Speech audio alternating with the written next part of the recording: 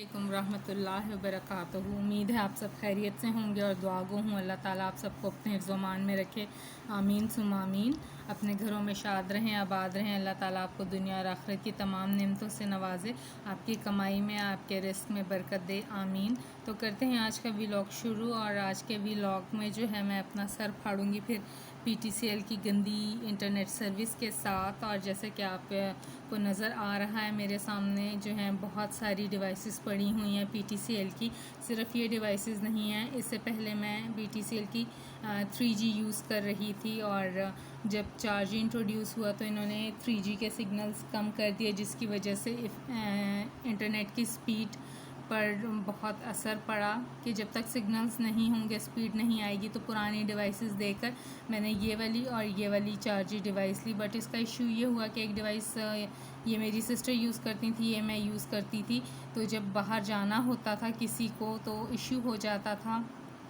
और हमारे पास क्योंकि चार्जिंग बैंक नहीं था जिसमें हम ये वाली डिवाइस को जो है कनेक्ट कर लेते और हम इंटरनेट यूज़ करते, तो मैंने कहा USB डिवाइस हम छोड़ देते हैं और न्यू डिवाइस ले लेते हैं। और फिर ये हुआ कि इसके सिग्नल्स वीक होने लगे। मतलब इसको हमने इतना दबा कर यूज़ किया। उस वक्त थोड़ी अच्छी सर्विस थी PTCL की कि इसकी जो मशीनरी है वो ख़राब हो गई। और जब हम लोग गए तो उन्होंने कहा कि ये रिप्लेस होगी और इस पर चार्जेस होंगे। तो मेरी सिस्टर ने कहा रिप्लेस करने की क्या ज़रूरत है, हम जो है न्यू 4G क्लाउड ले लेते हैं। तो मेरे पास एक और 3G पड़ी हुई थी, तो वो 3G मैंने दी और मैंने ये वाली ZTE 4G डिवाइस परचेज़ कर ली। ठीक है, ये मैंने 3 साल पहले इसको लिया था एक्सचेंज में। और इसको यूज़ किया, शुरू में तो बहुत अच्छी स्पीड दी, हम बहुत खुश थे। बाहर भी जाते थे तो इजीली हम इंटरनेट अवेल कर लेते थे।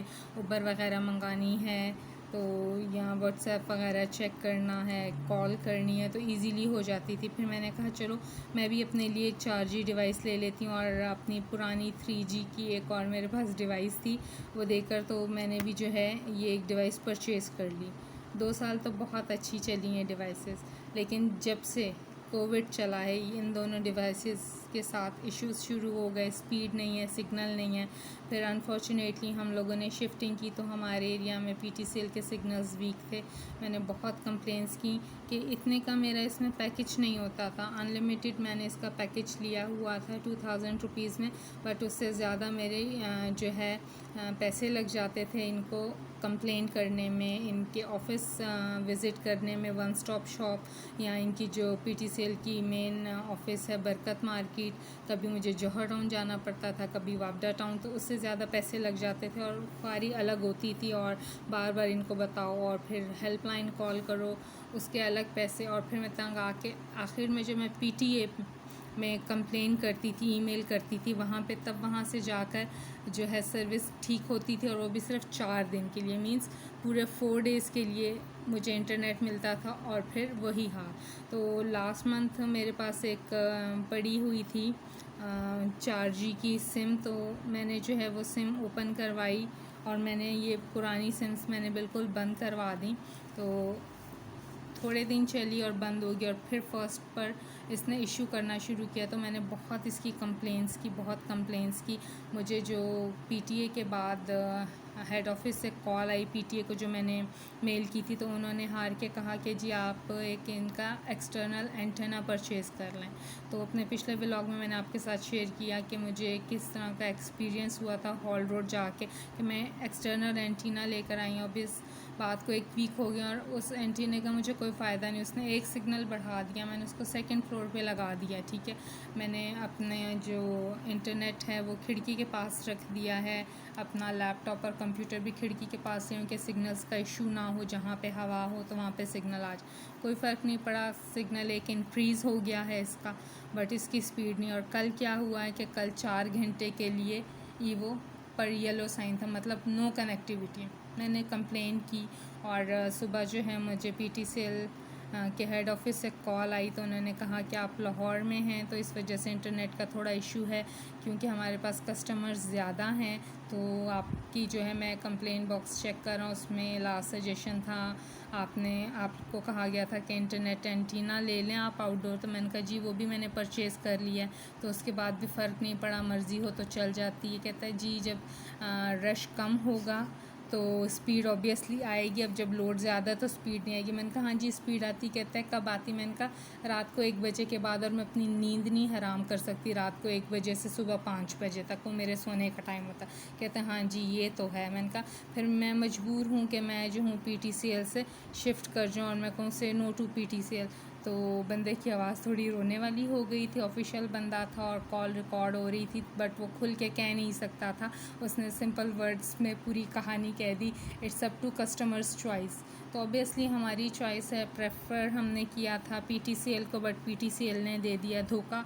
और फाइनली 2 महीने के बाद जो है मैंने डिसीजन ले लिया। 2 महीने से मैं चाह रही थी कि मैं PTCL से जंप कर जाऊँ,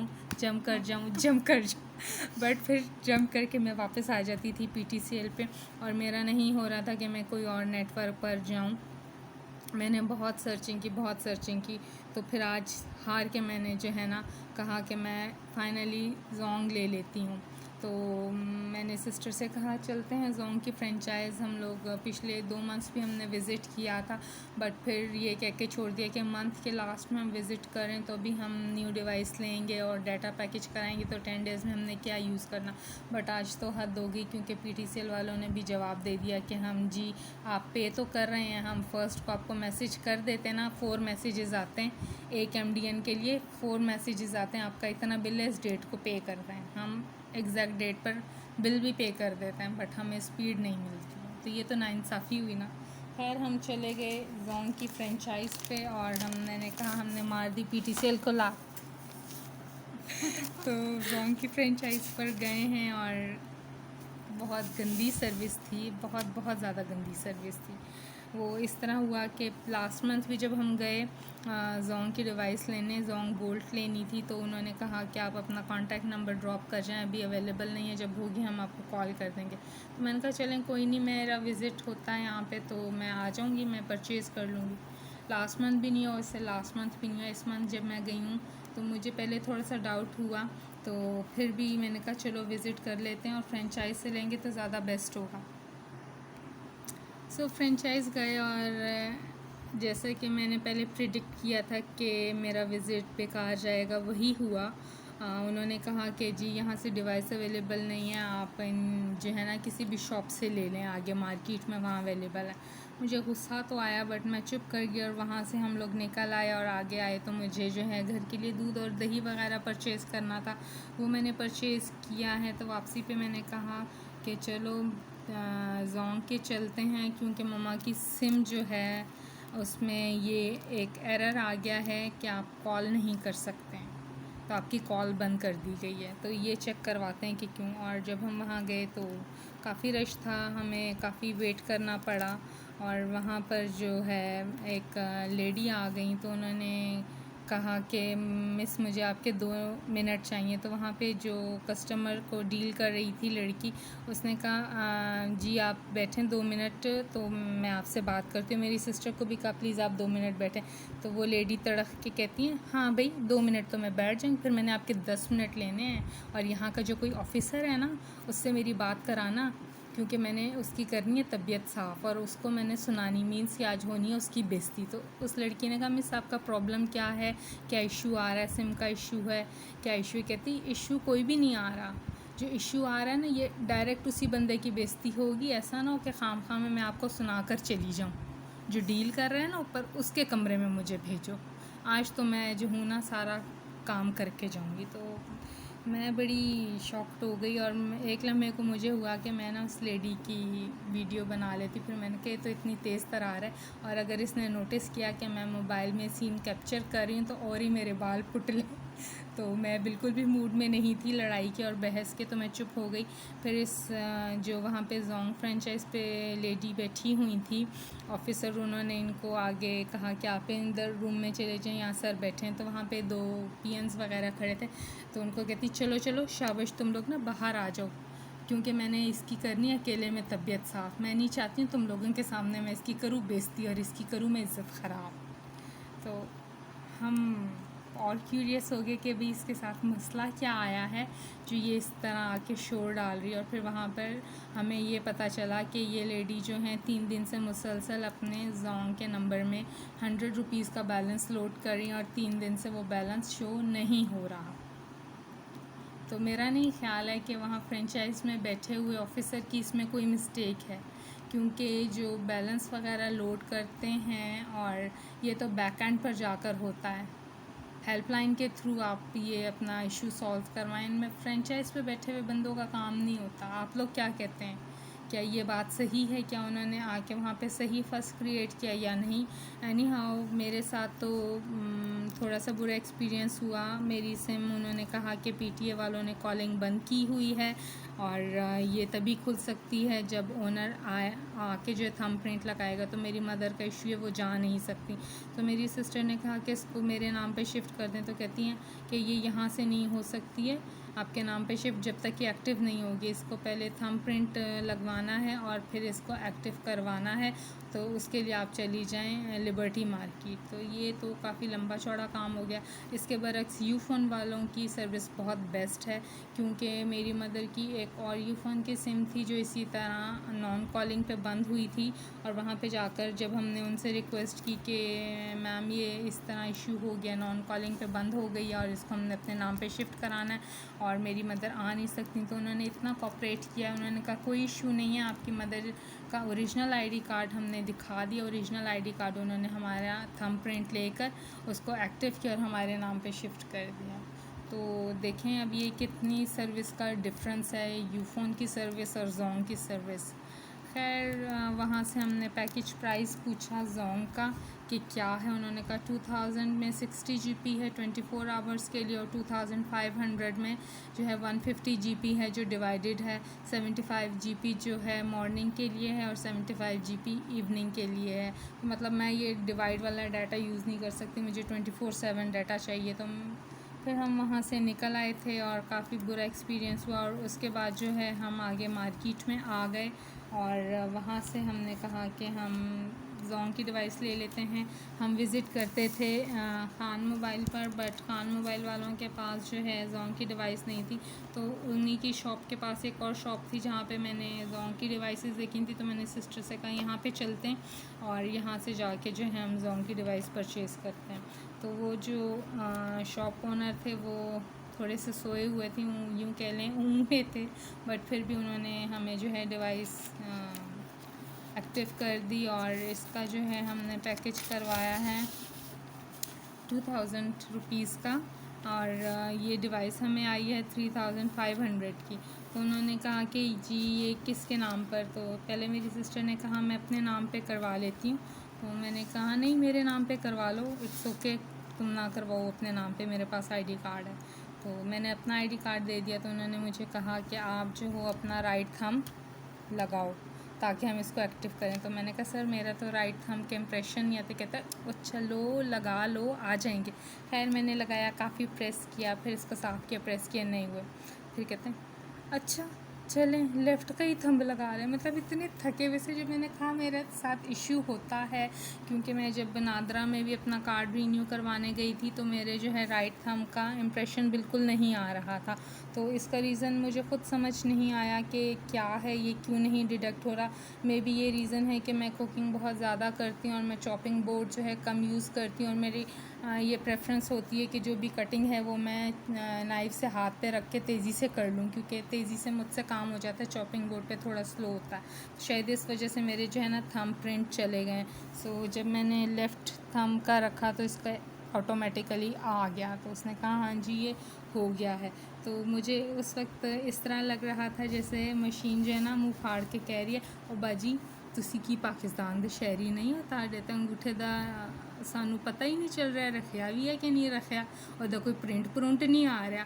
तो भाई ये मेरे साथ एक होता है कि मैं कहीं पर भी जाऊँ तो मेरे लेफ़्ट हैंड के थंब प्रिंट नहीं आते हैं। वैसे कहते हैं ना कि सीनियर सिटीज़न जो होते हैं उनकी एज के साथ फेड होते जाते हैं, बट मेरा ये इशू है कि मैंने इस हाथ से इतना काम किया, इतनी कटिंग की, इतनी मेथी पालक और साग काटा है कि वो काटने के साथ साथ जो है ना थंब प्रिंट बिल्कुल फेड हो गए। खैर हम लोगों ने ये डिवाइस परचेज़ की और हम बहुत ज़्यादा थक गए थे और हमने कहा कि अल्लाह ताला इस डिवाइस की स्पीड हमारे लिए मुबारक करे और मेरा काम जो है नेट पर इंटरप्ट ना हो। तो हम लोगों ने दुआ मांगी और वहाँ से डिवाइस हम लोगों ने ले ली और खुश हुए और बाहर निकले। तो हमने कहा अब हम कुछ और चीज़ें परचेज़ कर लें क्योंकि थक चुके हैं और हम लोग क्या खाएंगे घर जाके। सो बाहर खड़ा हुआ था सिट्टे वाला, तो हम लोगों ने ये काफ़ी सारे सिट्टे परचेज़ कर लिए और उससे मैंने कहा था मुझे 100 रुपीज़ के दे दो, मैं हमेशा ही लेती हूँ। तो उसने मुझे जो है ना 6 दे दिया। अभी इसमें आपको 5 नज़र आ रहे होंगे, तो 6 दे दिए। फिर मैंने कहा चलो ठीक है, इसने दे दिए ये करके कि मेरे रेगुलर कस्टमर हैं। तो मैं थोड़ा आगे आई तो हमारे वहाँ पे एक बाबा बैठता है और मतलब वो किसी से मांगता नहीं है, बस मस्जिद के कॉर्नर पर बैठ जाता है और लोग खुद ही उसे कुछ ना कुछ दे जाते हैं। तो मैं भी देती रहती हूँ। फिर मैंने कहा चलो, मैंने तो इतने ज़्यादा सिट्टे खाने नहीं है, ज़रूरत नहीं। फिर एक सिट्टा निकाल के गरम गरम मैंने उसको दे दिया तो वो खुश हो गया और वो खाने लग गया। और फिर ये सिट्टा लेने के बाद हम लोग जो आगे आए हैं तो मेरी सिस्टर ने कहा कि हम जो हैं ले चलते हैं बिरयानी, जिसको मैं ऐसे ही ओपन कर रही हूँ। तो ये हम लोगों ने आज परचेज़ की है मास्टर वालों की नॉर्मल बिरयानी। तो ये मैं खोल के आपको दिखाती हूँ। ये इनकी नॉर्मल बिरयानी ये है। तो स्पाइसी में पता नहीं कितनी स्पाइसीज होंगी, मतलब बहुत टेस्टी थी। हम लोगों ने बैठ के वहाँ पे कुछ डेज़ पहले खाई थी, तो मैंने कहा ये घर ले जाते हैं और मम्मा के साथ ट्राई करेंगे इसका टेस्ट। अगर उनको पसंद आई तो फिर उनके लिए ले जाया करेंगे। सो ये हाफ़ प्लेट जो है बिरयानी परचेज़ की, इसके साथ इन्होंने ये रायता दिया है और सैलेड दिया है। और जब बिरयानी ले ली तो वहाँ पे मुझे ये स्वीट राइस नज़र आए, मतंजन जिसे कहते हैं। सो मैंने सिस्टर से पूछा कि उनसे पूछ लो ये कितने के हैं, तो उन्होंने कहा ये हैं ₹30 के। तो मैंने कहा चलो ये परचेज़ कर लो। हाफ़ प्लेट बिरयानी उन्होंने हमें दी है 100 रुपीज़ 80 की। 40 के, अच्छा 40 के तो थोड़ा सा ऊंचा बोल लो ना। तो 180 रुपीज़ की हाफ़ प्लेट बिरयानी दी है और ये ₹40 के इन्होंने हमें स्वीट राइस दिए हैं। ये लाई हूँ मैं अपनी मदर के लिए स्पेशली, क्योंकि वो काफ़ी दिनों से कह रही थी कि मैंने जो है मीठे चावल खाने ज़्यादा, तो मैंने उन्हें मना किया है। मैंने कहा आपको मैं बाज़ार से ला दूँगी, घर में नहीं पकाने, क्योंकि आप पकाएंगी तो बल्क में पकाएंगे और फिर कोई खाएगा नहीं। सो ये चीज़ें हुई, तो ये खाना वगैरह हमने लिया। तो मेरी सिस्टर ने कहा घर में तो आप ही खाने को सारी चीज़ें एंड हुई हैं, तो हम लोग जो है थोड़ी सी बेकरी ना ले लें। तो मैंने कहा बेकरी में क्या परचेज़ करना है। कहती हैं कि यहाँ की केक्स एंड बेक्स वालों की ब्रांच पे चलते हैं और वहाँ से हम लोग कुछ चीज़ें ले लेते हैं। तो फिर हम लोग चले गए केक्स एंड बेक्स पे। पूरा एक्सपीरियंस हुआ था टाउन की ब्रांच से, तो हमने कहा इट्स ओके, कोई बात नहीं। तो हम लोग जो हैं वापडा टाउन मतलब PIA वालों की ब्रांच पे चले गए और वहाँ से हम लोगों ने ये फ्रेंच हार्ट्स ले लिए और ये फिंगर टाइप पफ्स ले ली। ये स्वीट हैं, ये सॉल्टेड हैं और ये स्वीट एंड सॉल्टेड हैं, डबल फ्लेवर है। और उसके बाद हमने लिए मैरी बिस्किट। देन मैंने वहाँ से परचेज़ कर लिए वीटेबल, क्योंकि ये खाए जाते हैं और बाकी से तो दिल भर जाता है। सो ये शुगर फ्री मम्मा के लिए हैं और ये वीटेबल डाइजेस्टिव मेरे और सिस्टर के हैं। इसके अलावा जो है हमने परचेज़ किया है टक। देन हमने लिए हैं रियो। उसके बाद आ गई नान खटाई, ये बेकरी वालों की है, अच्छा फ्लेवर है। गू के कुकीज़ छोटी हैं लेकिन बहुत टेस्टी हैं। और उसके बाद जो है इसको थोड़ा मैं करती हूँ साइड पे, ज़ीरा प्लस और फ्रेंड्स। तो ताकि इसकी पिक्चर आ जाए और मेरी छोटी सिस्टर के आपने सही नहीं रखा, इसकी पिक्चर सही नहीं आई। तो ये स्नैक्स की ये शॉपिंग हो गई हमारी। हमने करवाई उबर बैक टू होम, और बारिश हुई हुई थी और बहुत ज़्यादा कीचड़ था, और मेरी सिस्टर ने काफ़ी क्लिप्स रिकॉर्ड किए हैं, तो वो इंशाल्लाह अपने दूसरे चैनल पे जिसमें मैं कुकिंग स्टार्ट करने वाली हूँ उसमें मैं वो व्लॉग्स ऐड करूँगी एडिट करके, और ये वाले व्लॉग्स तो मैं आप लोगों के साथ डायरेक्ट ही शेयर कर देती हूँ। इसमें मैं कोई कटिंग कोई एडिटिंग नहीं करती हूँ। तो जो व्लॉग्स मैं बाहर बनाती हूँ बाज़ार वगैरह में, या कुछ भी हम लोग फूड वगैरह खाने के लिए जाते हैं, या कोई पार्टी वगैरह होती है या कोई शॉपिंग होती है, तो उसके व्लॉग्स जो हैं वो भी एडिट करने वाले पड़े हैं। वो इंशाल्लाह बहुत जल्द जो है अब मैं आप लोगों के साथ दूसरे चैनल पे शेयर करूँगी, और लिंक मैं डिस्क्रिप्शन में दे दूँगी। तो आज के व्लॉग के लिए बस इतना ही। मुझे अपनी दुआओं में याद रखिएगा, मेरे लिए दुआ करें और मुझे सपोर्ट करें। मुझे आपकी सपोर्ट की बहुत ज़्यादा ज़रूरत है। आपसे मुलाकात होगी एक नए व्लॉग में। अपना बहुत सारा ख्याल रखिएगा। तब तक के लिए अल्लाह हाफ़िज़।